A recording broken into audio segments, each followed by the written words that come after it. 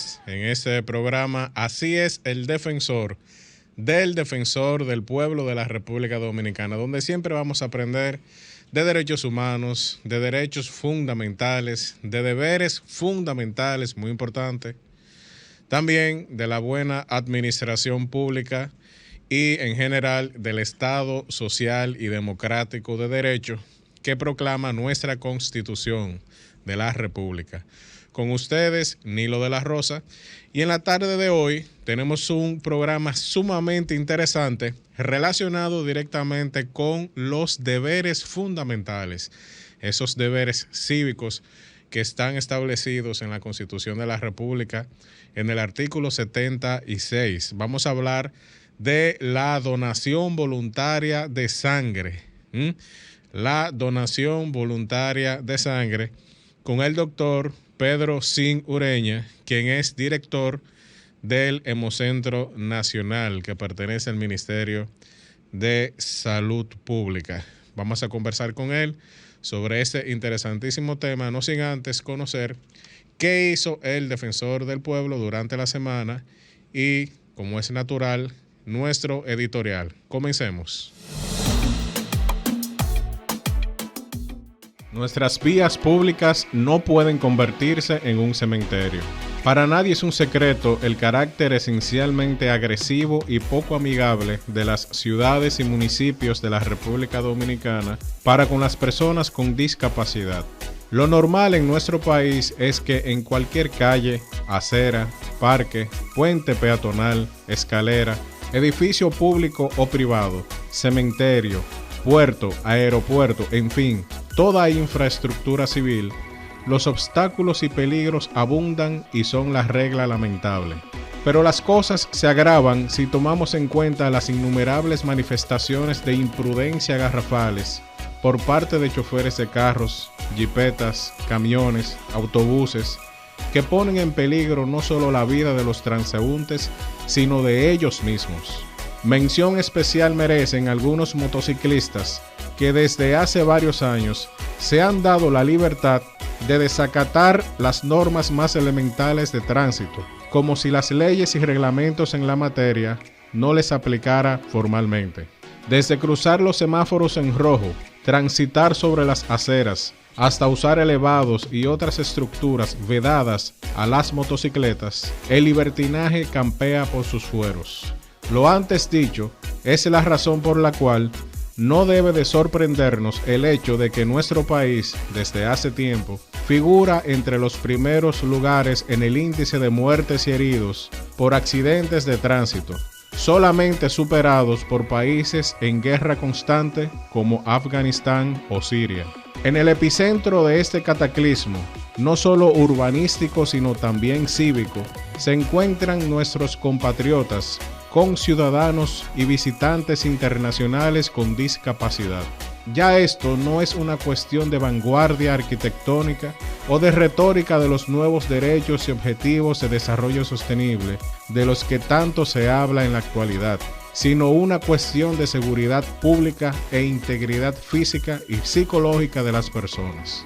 Desde este programa no solo hacemos un llamado a la conciencia de las autoridades nacionales y municipales sobre este problema, sino también una exhortación a todos nuestros conciudadanos a que nos organicemos de forma sana y eficiente para que entre todos podamos exigir y construir soluciones y políticas públicas coherentes, sensatas y realizables en favor de las personas con discapacidad, por un principio republicano y fundamental que nos ampara a todos, la igualdad ante la ley y el derecho humano a la vida. Muchas gracias.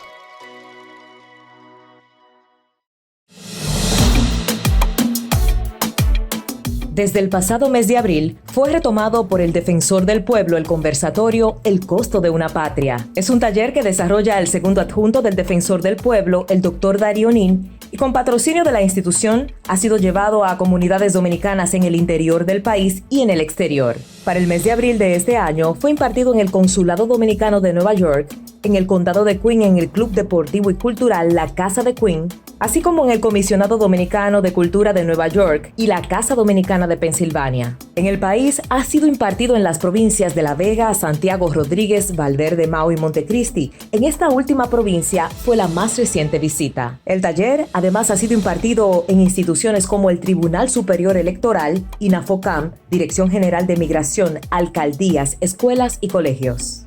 Para continuar mejorando nuestros procesos, parte del equipo del Defensor del Pueblo recibió la capacitación de cartas de servicio. Este es uno de los pasos para continuar fortaleciendo una cultura organizacional que garantice la construcción de una ciudadanía responsable. Debido al compromiso con el impulso de las investigaciones, el Defensor del Pueblo firmó un acuerdo con el Círculo de Cultura Democrática con el compromiso de cooperación interinstitucional para desarrollar trabajos investigativos, académicos y de generación de opinión pública relacionados con la protección general de los derechos fundamentales, así como los intereses colectivos de nuestro país. Esta semana, Euren Cuevas Medina, vocero del Instituto de Abogados para la Protección del Medio Ambiente, se presentó en las oficinas del Defensor del Pueblo junto a una comisión del Programa de Acción Comunitaria por el Medio Ambiente para solicitar una investigación de los impactos ambientales que producen las barcazas ubicadas en el río Sama. Como parte de la iniciativa de mejorar de forma continua sus procesos, el Defensor del Pueblo decidió optar por un enfoque de calidad orientada hacia el ciudadano.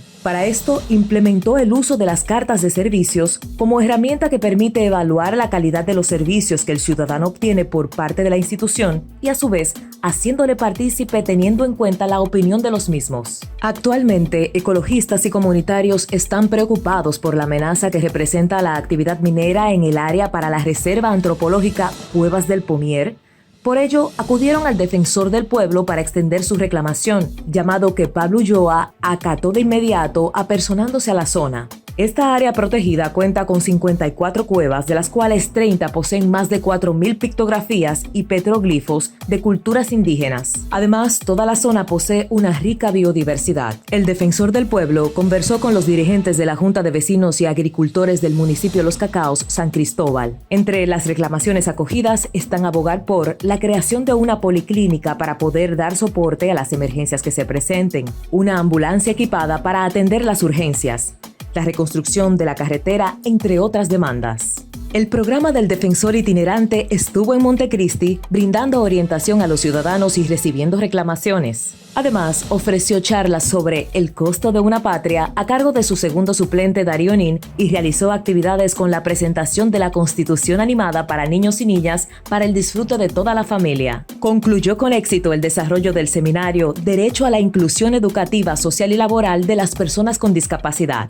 Desde el Defensor del Pueblo agradecemos a los panelistas nacionales e internacionales por apoyar esta jornada con la que buscamos promover espacios de concientización sobre la inclusión para construir una sociedad más justa, accesible para todas las personas a través de la garantía de derechos y generación de oportunidades. Estamos de vuelta en Así es el Defensor y en la tarde de hoy vamos a conversar con el doctor Pedro Sin Ureña, quien es el director del Centro Hemocentro Nacional. Es director del Hemocentro Nacional del Ministerio de Salud Pública y Asistencia Social. El doctor Pedro Sin es doctor en medicina del Instituto Tecnológico de Santo Domingo. También tiene especialidad, entre otras cosas, en medicina interna por el Hospital Dr. Luis E. Aybar y hematología por el Hospital Dr. Salvador B. Gautier.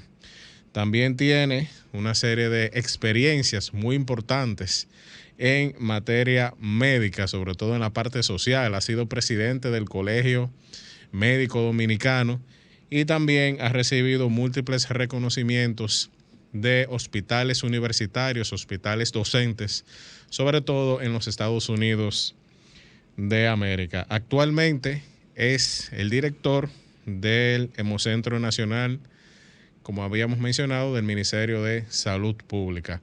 Doctor, muy buenas tardes, ¿cómo se siente? Muy buenas tardes. Con esa introducción me hace recordar tiempos del pasado y cuasi del presente. Quizás uno de los que más me honra es que también soy maestro de la medicina dominicana, que es el máximo galardón que se le otorga a un médico o médica en República Dominicana. Muy bien. Y bueno, también tenemos un vínculo académico, aunque soy abogado y él médico, tenemos el vínculo del Colegio de La Salle. Eso es correcto. Ese colegio, somos lasallistas.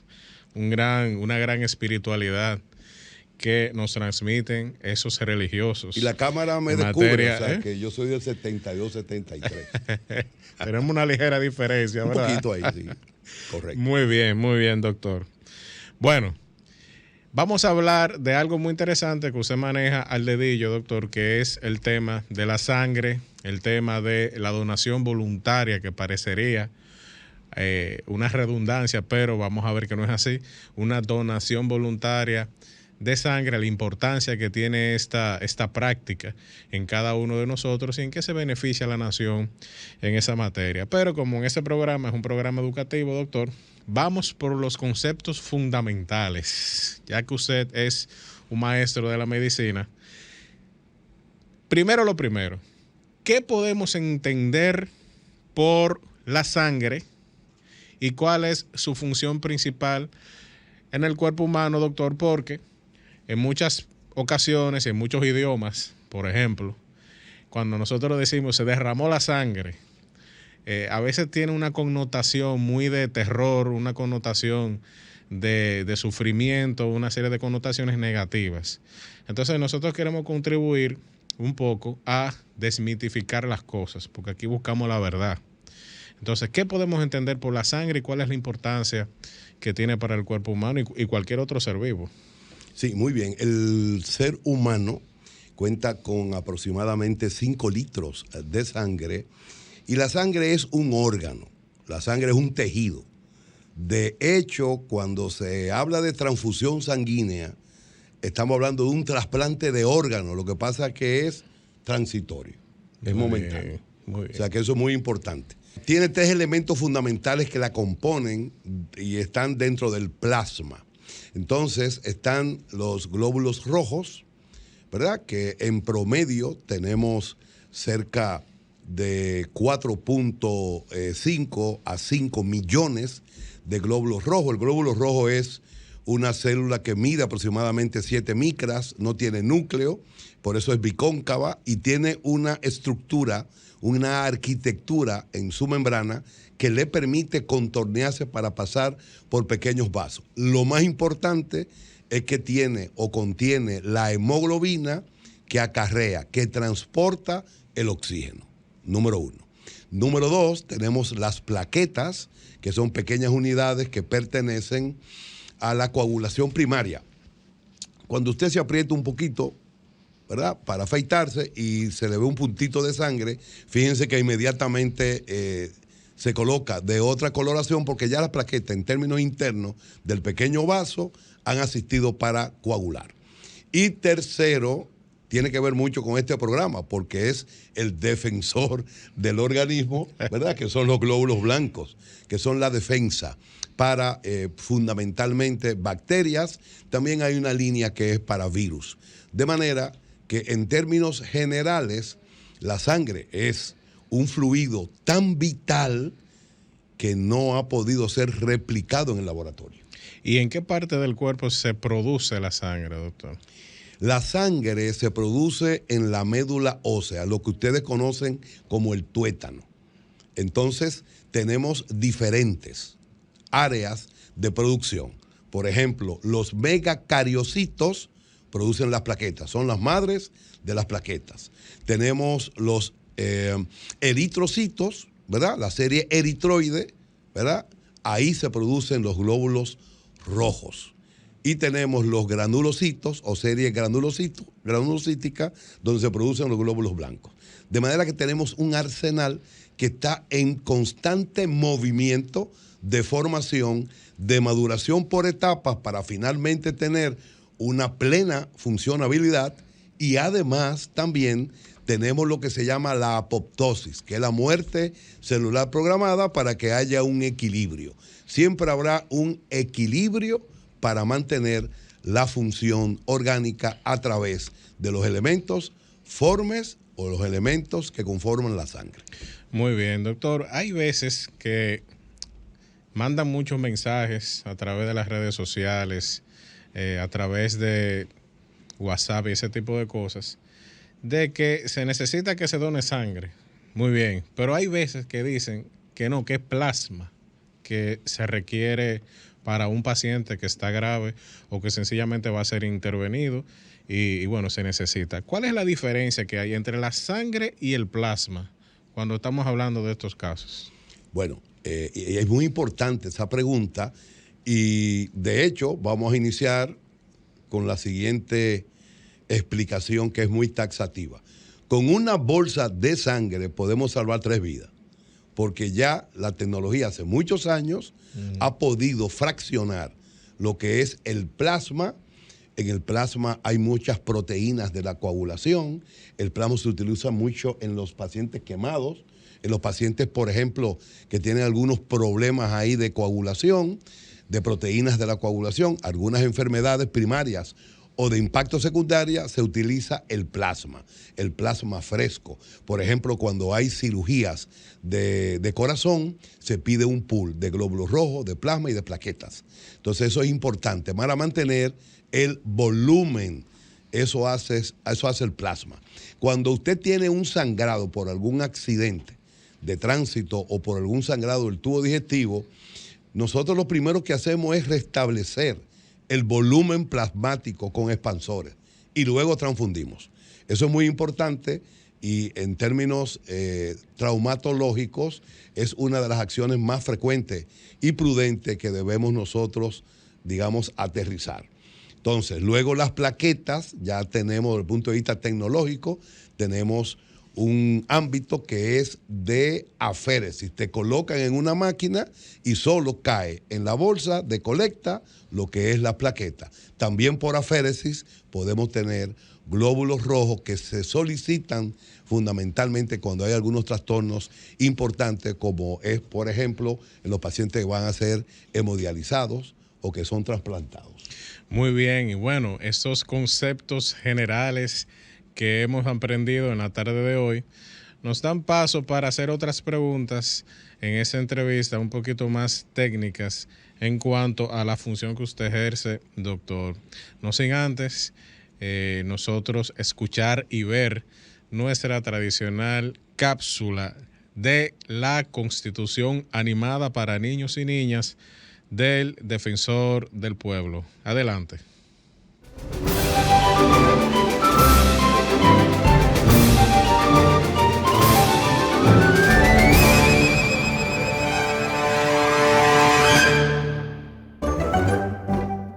Los símbolos patrios. La bandera nacional. La bandera nacional de la República Dominicana fue izada por primera vez el 27 de febrero del 1844 por Francisco del Rosario Sánchez. Se compone de los colores azul ultramar y rojo vermellón, en rectángulos esquinados y alternos, de tal manera que el azul debe quedar en la parte superior del asta, separados por una cruz blanca de un ancho igual a la mitad de la altura de cada cuartel, llevando en el centro el escudo y el lema nacional. El escudo y el lema nacional. En la parte superior del escudo se encuentra el lema, Dios, Patria y Libertad.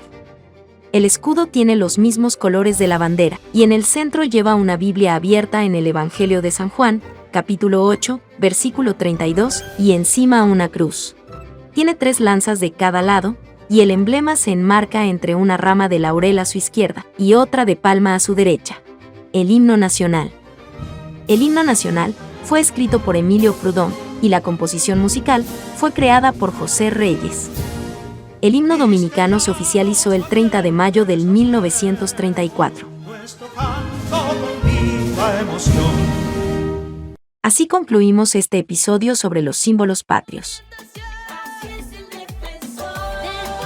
Estamos de vuelta en Así es el Defensor, conversando con el doctor Pedro Sin Ureña, quien es el director del Hemocentro Nacional. Doctor, ¿qué es el Hemocentro Nacional y cuál es su finalidad en República Dominicana? El Hemocentro Nacional es el eje central de la política de sangre. Dicho de otra manera, es el rector de la sangre en República Dominicana. Nace junto a la Red Nacional de Servicios de Sangre del decreto 216-20 de la pasada gestión gubernamental, y entonces estamos situados en lo que se llama la Ciudad Evangelina de la Salud. Evangelina Rodríguez, en honor a la primera mujer médica. Allá está el Ney Arias Lora, el Hugo Mendoza, que es pediátrico, está el Reinaldo Almanzar, que es obstétrico, está la unidad de quemado Pearl Orb, y además se está concluyendo el clínico quirúrgico. Allá está el Hemocentro Nacional, cuya estrategia está fundamentada en la conformación de nodos. Hasta ahora tenemos proyectados 21 en todo el país.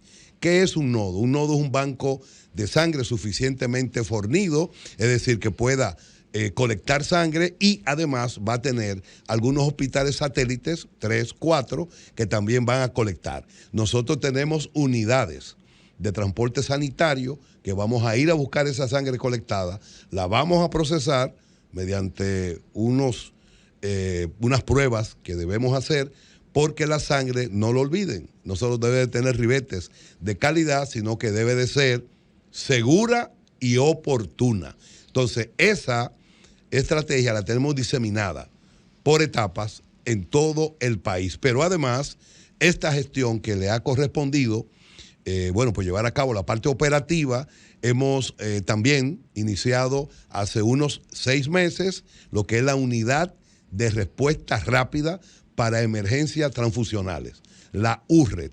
A través de la URRED hemos colocado ya 4.500 bolsas de sangre.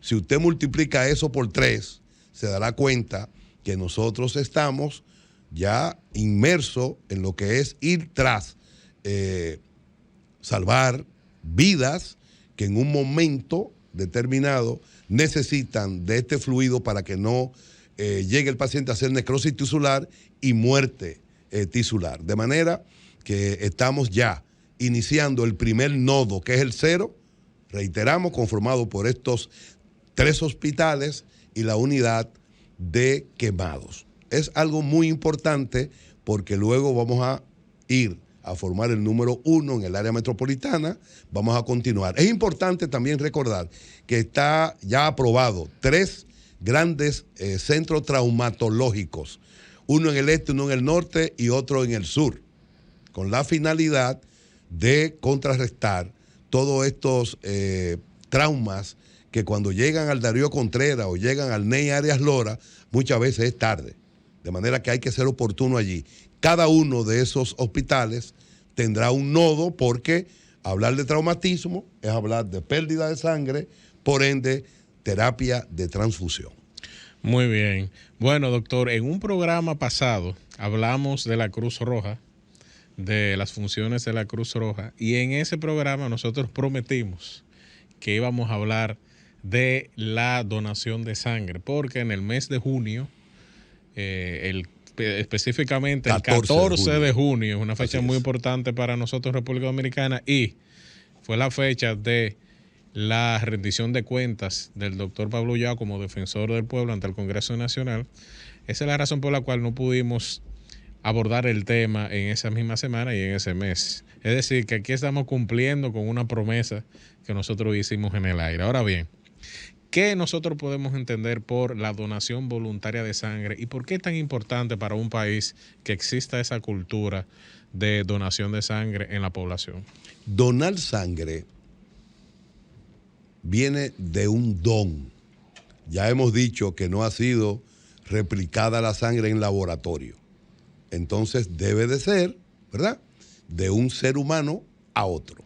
La tecnología ha hecho que ya la parte de colecta, la parte de tamizaje, las pruebas, la parte de fraccionamiento, como ya hemos dicho, y la parte de almacenamiento, cuando éramos estudiantes, la sangre duraba 21 días. Hoy no, 35 días, porque se le coloca un anticoagulante especial. Entonces, hay varios tipos de donación. ¿Por qué decimos que la donación ideal es la voluntaria, la altruista y la habitual. Por ejemplo, las mujeres pueden donar sangre con una hemoglobina 12.5 gramos por decilitro o más. Puede donar 3 veces al año. El hombre con 13.5 gramos por decilitro o más de hemoglobina puede donar 4 veces al año. Voluntaria es sumamente importante porque usted no tiene ninguna presión de que tiene un familiar, de que tiene a mamá, papá, abuelo, abuela, a la compañera, al compañero, al hermano, hermana, al hijo. Y entonces, cuando se le hace a un voluntario el cuestionamiento y el examen físico, entonces no tiene por qué obviar ninguna pregunta. Sin embargo, cuando tú tienes una presión, que es la de reposición, que es la que más se hace en el país, entonces el tú obviar una pregunta importante puede colocar en riesgo, porque al tú obviarla y no responderla correctamente, tú quieres que te colecten la sangre porque tiene un familiar que está, digamos, en dificultad. Y la otra parte es la solidaria, que tiene que ver ya con un acto como tal, dice y rezó así. El último 14 de junio, que es el de este año, el eslogan fue: donar sangre es un acto solidario. Entonces, ¿cuál es el problema?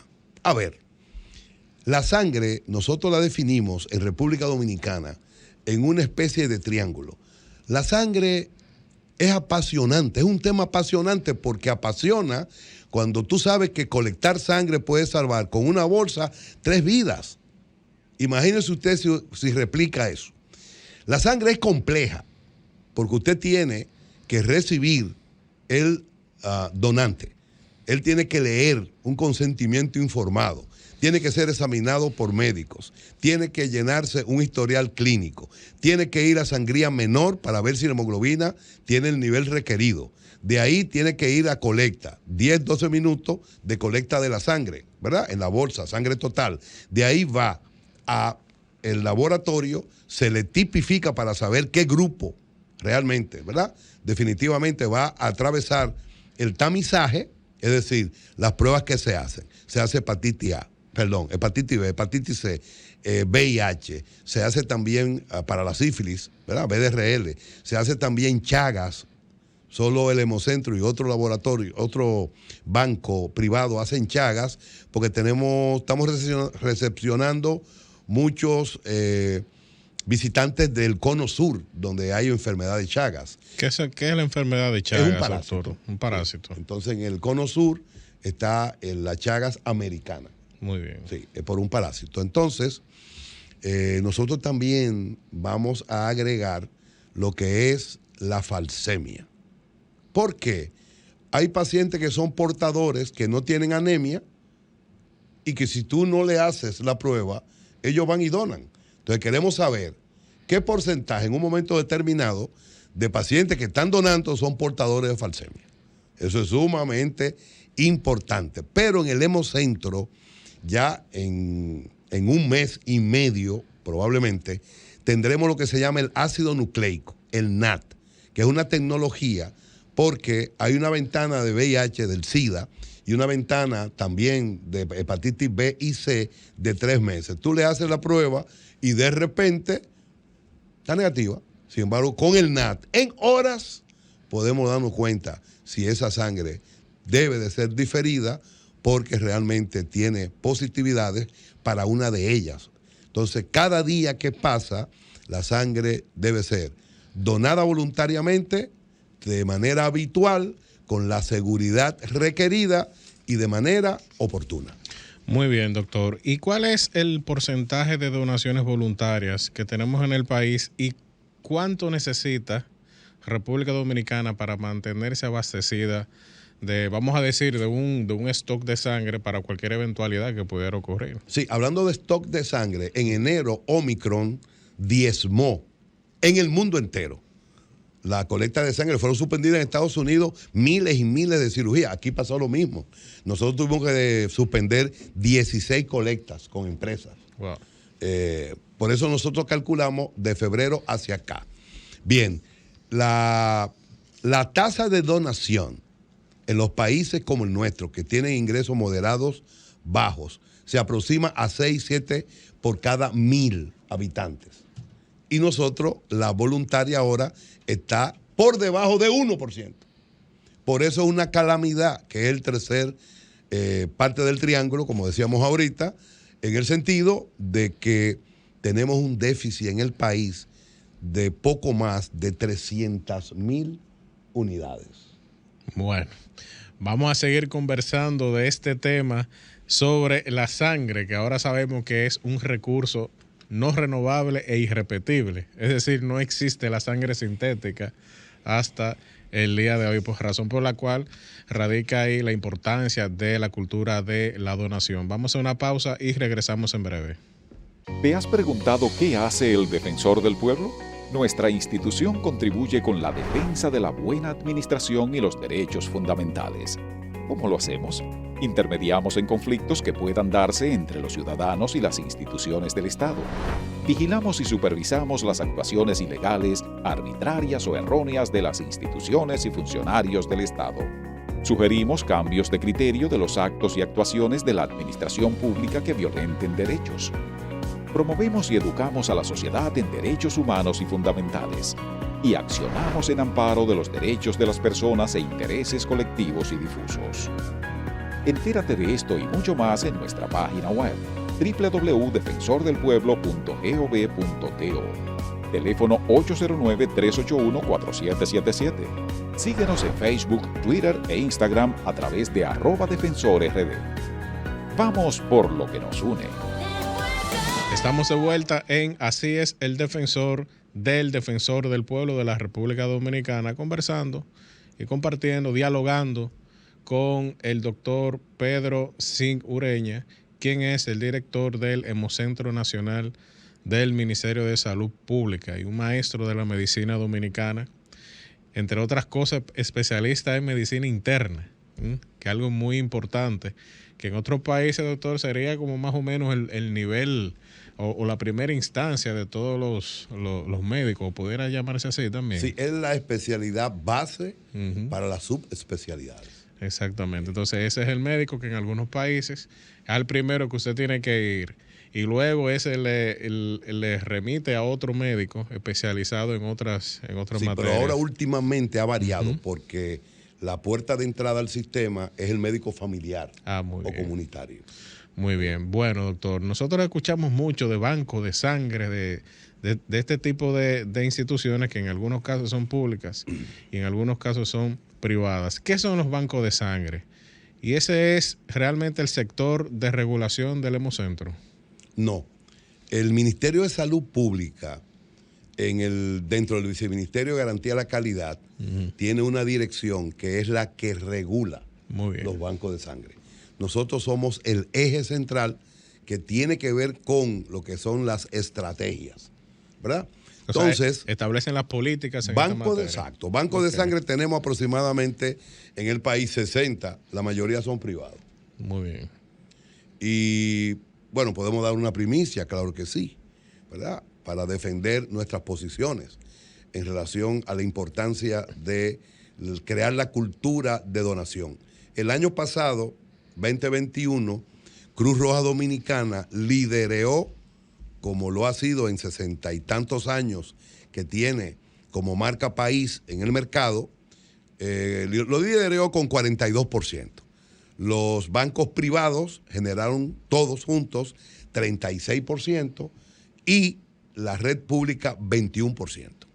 Entonces estamos hablando de 110.256 unidades. Fíjense que estamos por debajo de la mitad del déficit, que son 150.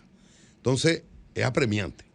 Debemos de transitar el camino de ir construyendo. Por ejemplo, el Hemocentro Nacional está en Villamella. Entonces una persona que quiera donar para ir a Villamella le resulta un tanto, ¿verdad?, dificultoso.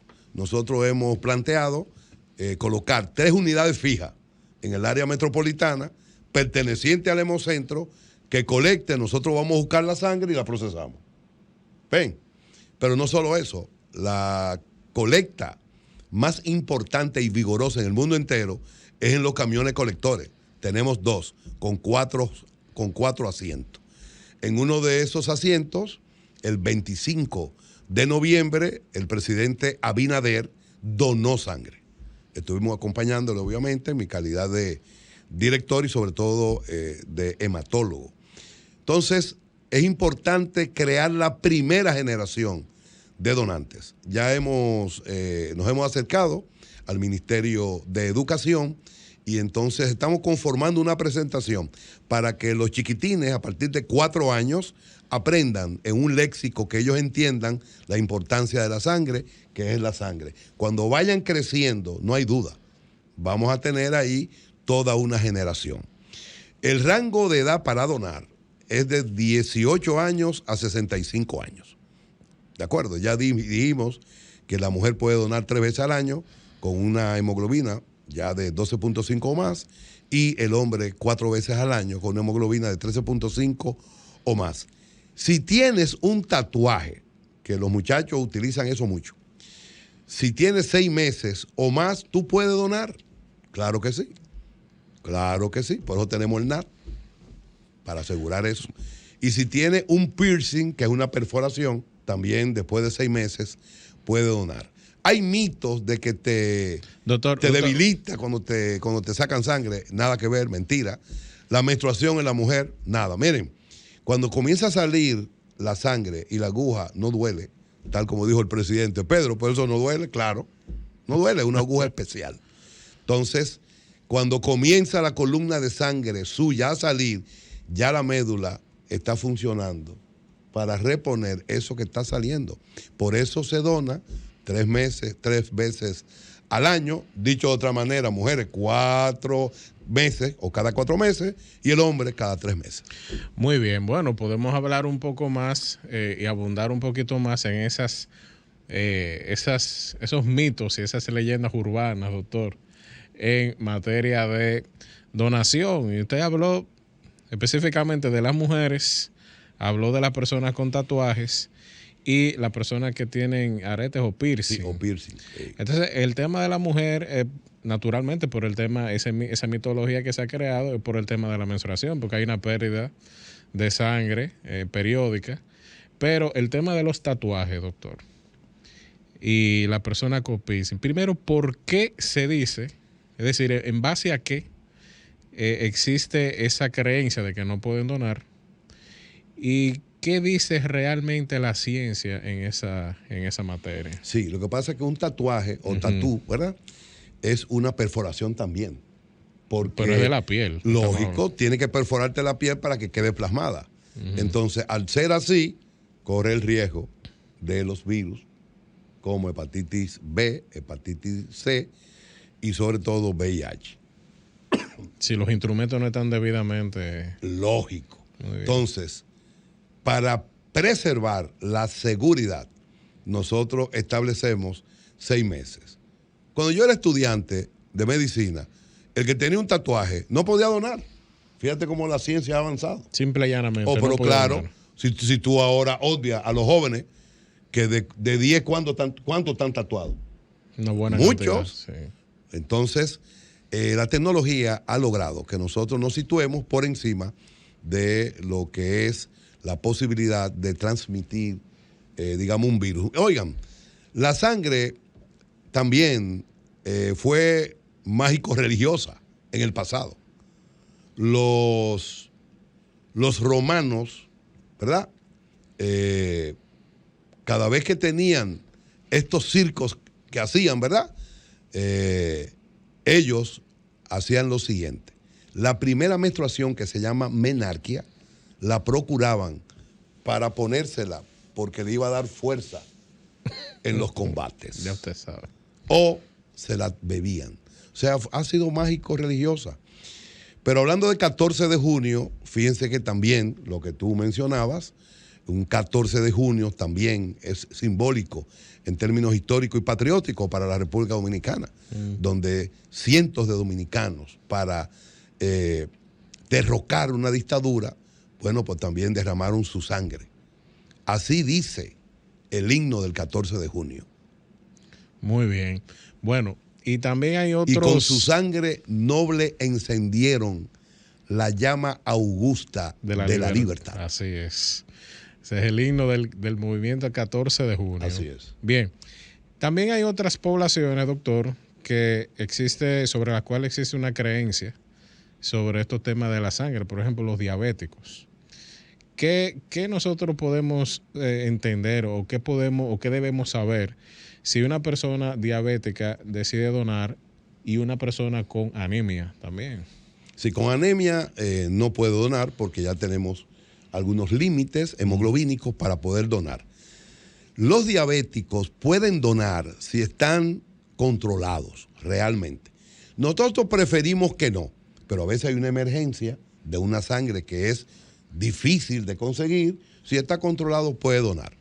El hipertenso, si está controlado, puede donar. Muy bien. Pero nosotros decimos que si hay una población vigorosa de donantes voluntarios, entonces podemos tratar de que ellos no donen. Bueno, y en general, ¿qué otras personas no pueden donar o no deberían donar? Aparte de esas personas que tienen esas condiciones de salud previas, podríamos decir.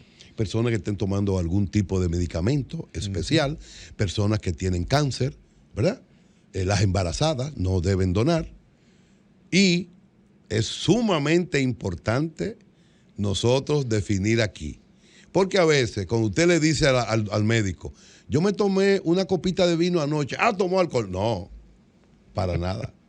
Si no, entonces los europeos no donaron. Que tienen una copa de vino a la mesa. La dieta mediterránea. Pero claro. Claro que sí, así es. Claro. Bueno, vamos a una breve pausa para escuchar nuestra tradicional cápsula Construyendo Ciudadanía Responsable, precisamente hablando de esos temas de la donación voluntaria de sangre, que los relacionamos directamente con los deberes cívicos, los deberes fundamentales de solidaridad, de amor al prójimo que están establecidos en la Constitución de la República en el artículo 76. Adelante.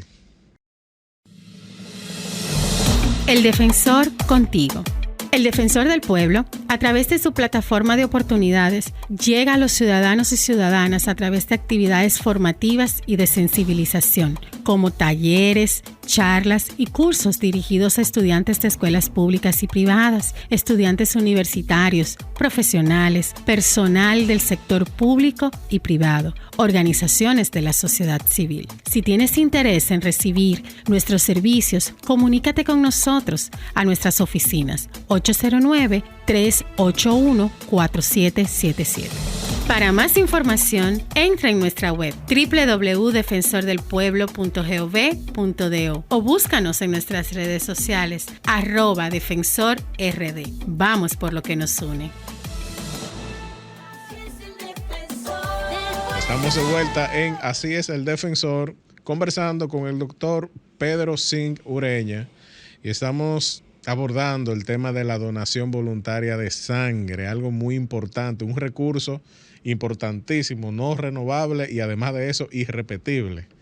Nos acaba de decir el doctor, no existe la sangre sintética, solamente el ser humano la produce. Doctor, hemos hablado de los mitos y algunas mitologías en torno a la donación de sangre, y también hay otra parte de las creencias populares sobre algunos alimentos que sirven o supuestamente sirven para fortalecer la sangre o para producir más sangre.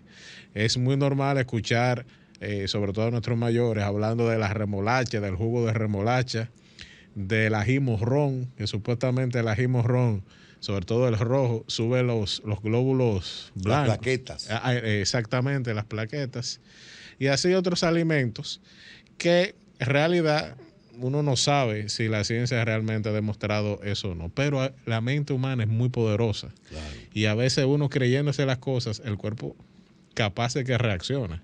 ¿Qué podemos decir o qué podemos pensar de esos alimentos que alegadamente fortalecen o nos hacen producir más sangre? Miren, yo no sé si el ají morrón incrementa sustancialmente la plaqueta. Lo que yo sí sé es que el ají morrón relleno de carne molida y pasado por huevo, para mí es fascinante.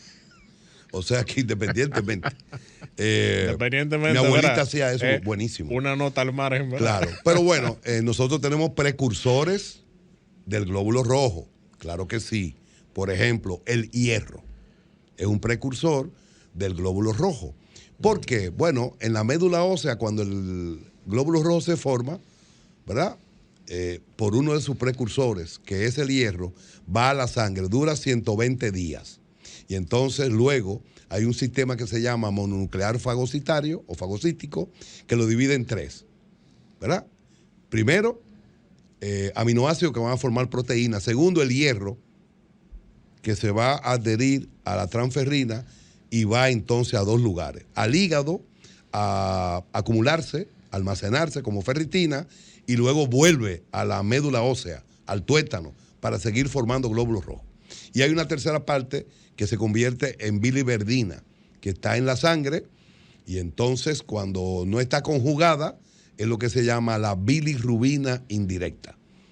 Bilirrubina, no le olviden, es un merengue que ha viajado el universo, ¿verdad? Creado y cantado por Juan Luis Guerra, uno de nuestros más grandes representantes populares, y entonces es importante tener presente, porque esa bilirrubina se conjuga en el hígado y luego una parte va al colon y entonces es la responsable de teñir las heces, la cacá, de marrón. Y la otra parte va al sistema urinario y esa es la razón por la cual la pipí es un poquito amarilla. Entonces, ¿qué alimento tiene mucho hierro? El hígado de res, el brócoli, tiene mucho hierro, y los granos, la habichuela. Pero también hay otros elementos como la vitamina B12, que también es un precursor del glóbulo rojo. ¿Dónde está la vitamina B12? Fundamentalmente la carne de res. Entonces, hay una alimentación, por eso se trata de hacer la alimentación balanceada para que esos nutrientes jueguen su rol y como estamos hablando de la sangre, entonces puedan formar, ¿verdad?, este glóbulo rojo que es indispensable para la vida porque acarrea, porque transporta dentro de una proteína que se llama hemoglobina, ¿verdad?, el oxígeno, que es indispensable para la vida. Muy bien, doctor.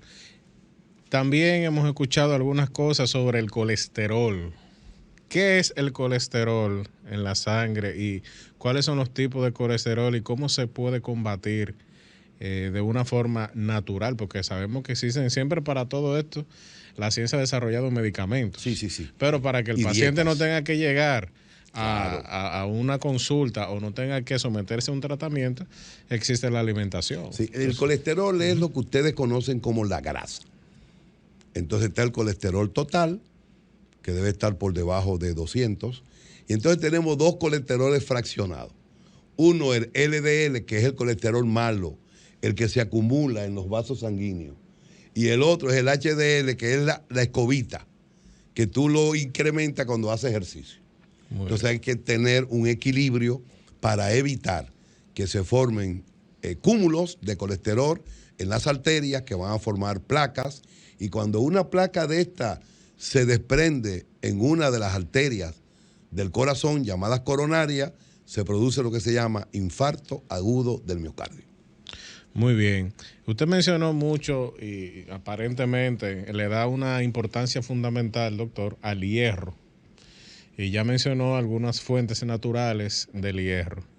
Entonces usted mencionó que el hierro, ¿cuál es la función del hierro en el cuerpo? Es decir, ¿por qué nosotros necesitamos hierro en nuestra sangre? Porque el hierro es un precursor del glóbulo rojo. Ok, y entonces el glóbulo rojo, ¿cuál es la función del glóbulo rojo? La función del glóbulo rojo fundamental es transportar en la hemoglobina, que es una proteína que está dentro del glóbulo rojo, el oxígeno, que es indispensable para la vida. Muy bien, que lo que quiere decir que sin hierro no hay glóbulos rojos, y sin glóbulos rojos no hay hemoglobina, y sin hemoglobina no hay oxígeno. ¿Qué quiere decir? Que puede venir un infarto, puede producirse un infarto. No, eso es con el colesterol, si se acumula con el tiempo. Pero con relación al hierro, es interesante porque las personas entienden que los medicamentos inyectables actúan más rápido. Eso puede ser en el caso de los antibióticos. En el caso del hierro no. el hierro se absorbe más rápido por vía oral. Okay. Y cuando usted lo combina con vitamina C, entonces se transporta más rápido y se asimila a través del intestino. Muy bien, bueno, doctor, muy interesante todos estos temas médicos, vamos a decirlo así. Esta es la primera vez que en ese programa abordamos unos temas médicos muy específicos, razón por la cual estamos sumamente contentos de que usted esté aquí. Ya para terminar, doctor, queremos conversar sobre un tema muy delicado con respecto a la donación de sangre. Y es algo que queremos aclarar en este programa. En algunas ocasiones hemos visto o nos llegan mensajes de que hay que pagar por el tema de la donación, o que la familia tiene que pagar la sangre, o que la familia tiene que sustituir la pinta de sangre por otra pinta de sangre. Entonces queremos aclarar eso un poco, doctor, porque a veces se entiende como que se vende la sangre. Y tenemos entendido que los órganos humanos no se venden. De hecho, nosotros tenemos una ley del año 98 que no permite la venta de ningún órgano. En la actualidad, el único órgano humano que usted puede vender es el cabello. Lo dice la Corte de Casación francesa. El único órgano humano, la única parte del cuerpo humano vendible es el cabello. El cabello. Luego de ahí, más nada puede someterse a un proceso de comercio, a un proceso de venta o de compra y venta. Por eso existen todos esos crímenes de tráfico de órganos, ese tipo de cosas. Precisamente por el carácter ilegal. ¿Qué podemos saber de estos temas, de por qué se hacen esas ventas o no, doctor? Bien, a propósito de que tú eres abogado, la explicación de ello es legal. A ver, la ley 4201, que es la Ley General de Salud, establece que el Ministerio de Salud Pública es la institución que debe colocar el costo de insumos y de reactivos para la preparación de la sangre. ¿Ven? O sea, reiteramos, insumos y reactivos. Que no es un costo de venta. No es un costo de venta. Ahora bien, cuando las personas tienen que llevar un donante y encima de eso tienen que pagar, entonces no lo comprenden. Eso es lo que se llama reposición, porque cuando usted lleva el donante, está reponiendo cuando él dona la sangre que se le entrega a usted y que tiene un costo de insumos y además de reactivos. Pero ¿qué ocurre?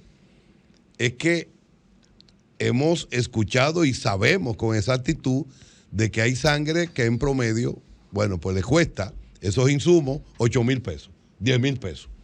Hay sangre que es muy difícil porque, no lo hemos dicho, la O positivo, 42%.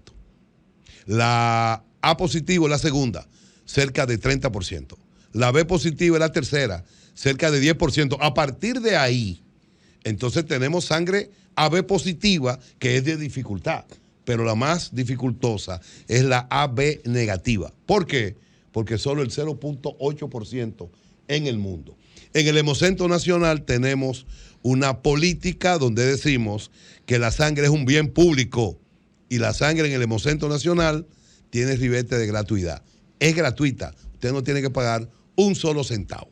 Muy bien, y bueno, aclarado ese tema, no queda de otra que finalizar nuestro programa con la compañía de nuestro amigo, nuestro visitante en la tarde de hoy, el doctor Pedro Sin Ureña, que lo vamos a traer nuevamente para hablar de otros temas médicos relacionados directamente con los derechos humanos y derechos fundamentales. Les recordamos que estamos transmitiendo de 3 a 4 los domingos por esa estación 106.5 FM Sol en su página de internet, y mañana el programa se sube a las redes sociales del Defensor del Pueblo, especialmente en YouTube, para que nos pueda buscar ahí.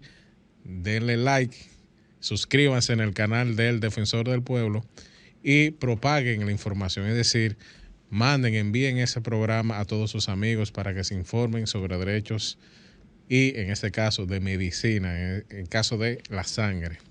Así que nos despedimos, les deseamos una feliz semana llena de dicha, una semana productiva, y nos vemos en un futuro próximo. Hasta entonces.